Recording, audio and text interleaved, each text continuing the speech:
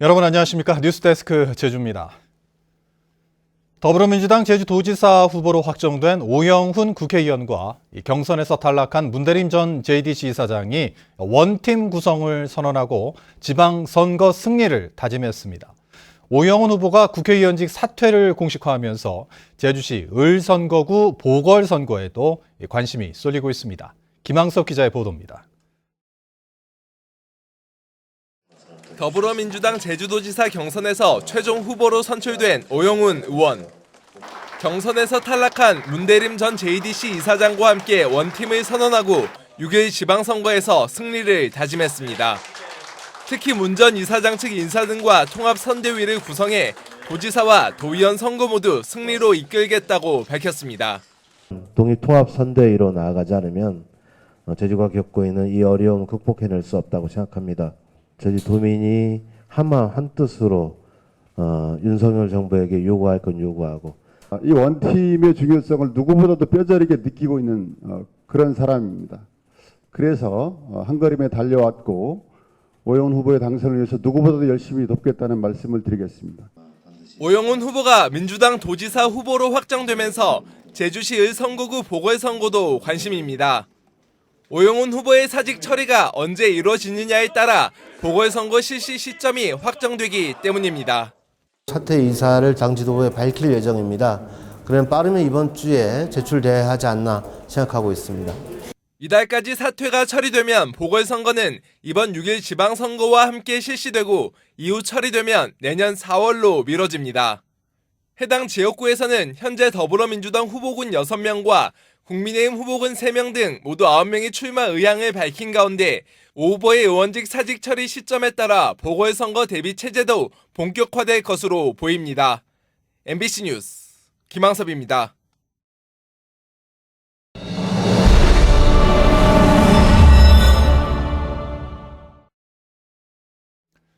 제주 MBC 등 제주지 언론 4사가 마련한 토론회에서 국민의힘 허양진 제주도지사 후보는 제2공항 조속 추진을 위해 한 번 더 여론 수렴 과정을 거칠 수 있다고 밝혔습니다. 이와 함께 4.3 희생자의 보상금 증액과 투자청 설치, 그리고 감염병 전문병원 유치도 약속했습니다. 권혁태 기자입니다.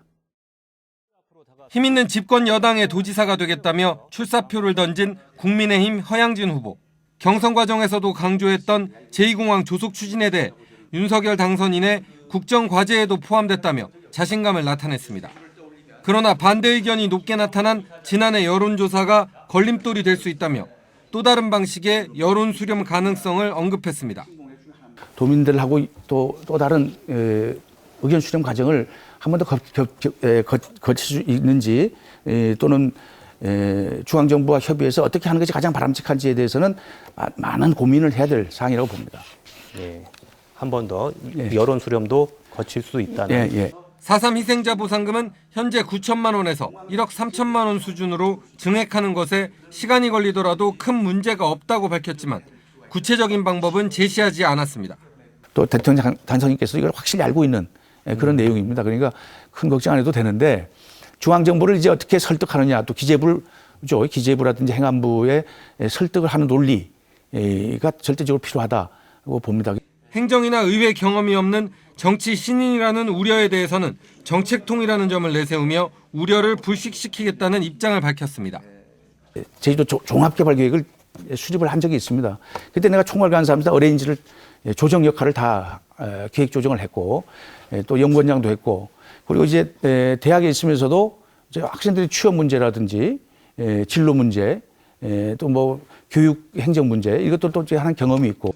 필요한 개발은 허용하겠지만 난개발을 막고 제주 환경을 지키기 위해 개발에 대한 명확한 기준이 필요하다고 밝힌 허 후보는 지역 기업을 육성하고 지역 기업의 투자를 이끌어내기 위해서 투자청을 설치하고 코로나 이후를 대비하기 위해 감염병 전문병원을 유치하겠다고 밝혔습니다. MBC 뉴스 권혁태입니다. 지난달 제주에서 13개월 된 영아가 코로나19에 확진돼 입원 치료를 받다 숨지는 안타까운 일이 있었죠. 그런데 알고 보니 사망 원인이 바로 이 병원 측이 약물을 과다 투여해 사망한 것으로 뒤늦게 밝혀졌습니다. 병원 측은 영아가 숨진 뒤 2주가 지나서야 이런 사실을 유족에게 전달하고 의료 사고를 인정했는데요. 경찰은 의료진 11명을 입건하고 은폐 시도 정황을 조사하고 있습니다. 박혜진 기자입니다. 제주 지역 코로나19 전담 치료기관인 제주대학교 병원. 의료진들이 기자회견을 열고 고개를 숙였습니다. 지난달 코로나19로 입원 치료를 받다 숨진 13개월 영아에게 약물을 잘못 투약한 사실이 자체 조사 결과 확인됐다며 유족에게 사과했습니다. 유족분들에게 너무 큰 상처와 심려를 끼쳐드린 데 대해 심심한 사과의 말씀을 드리며 이에 제주대학교 병원은 향후 진행되는 경찰 조사에 성심성의를 다해 임할 것을 말씀드립니다. 영아는 지난달 10일 코로나19 확진 판정을 받고 다음 날 새벽 호흡곤란 증상으로 제주대병원 응급실을 통해 입원했습니다. 담당인은 영아에게 기관지 확장 등에 사용하는 에피네프린 약물 5mg을 호흡기 투약하도록 지시했는데 담당 간호사는 용량 그대로 혈관에 주사했습니다. 직접 주사로 투여할 경우 0.1mg만 투여해야 하는데 50배에 달하는 약물이 투여된 겁니다.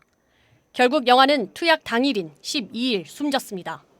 의사 오도는 나왔고 근데 이제 그 오도 지시대로를 잘못 이해를 해갖고 실행 액팅 과정에서의 문제가 있었습니다. 하지만 병원 측은 이 같은 사실을 나흘 뒤에야 인지했고 유족에게는 숨진 뒤 2주가 지나서야 전달했습니다. 의료사고는 부검을 통한 사망 원인 입증이 중요한데 경찰은 의료진이 고의로 관련 사실을 늦게 알렸거나 숨겼는지 조사에 착수했습니다. 경찰은 8시간에 걸쳐 병원에 대한 압수수색을 벌여 숨진 영아에 대한 진료 기록지와 CCTV 영상 등을 확보했습니다. 병원에서 그 환자 상태가 나빠진 다음에 어떤 조치가 있었나, 그리고 그 과정에서 보고가 제대로 이루어졌나, 조치가 제대로 이루어졌나, 그다음 그 이후에 있어서 병원이 어떻게 조치하고 대응했나. 경찰은 담당 의사와 간호사 등 11명을 업무상 과실치사 등의 혐의로 입건했습니다. MBC 뉴스 박혜진입니다. 위드 코로나 시대를 맞아 관광업계에선 해외여행이 재개되면 제주를 찾는 관광객이 줄어들지 않을까 하는 우려가 나오고 있는데요. 코로나19 이후 확산되고 있는 재택근무와 소규모 여행 문화에 주목해서 관광객을 유치하려는 노력이 본격화되고 있습니다. 송원일 기자가 보도합니다. 서울에 있는 IT 기업에 다니는 김민지 씨는 재택근무 중입니다. 그런데 집이 아니라 서귀포의 한 호텔이 업무 공간입니다.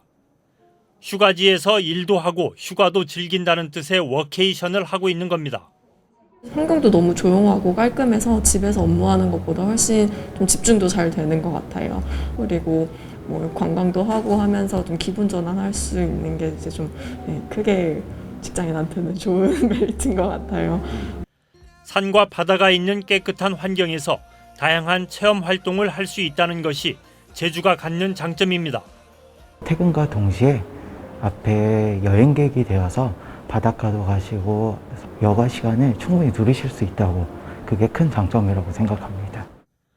워케이션과 제주 여행을 소개하기 위해 제주관광공사가 서울에서 개최한 올해 첫 대면 마케팅 행사.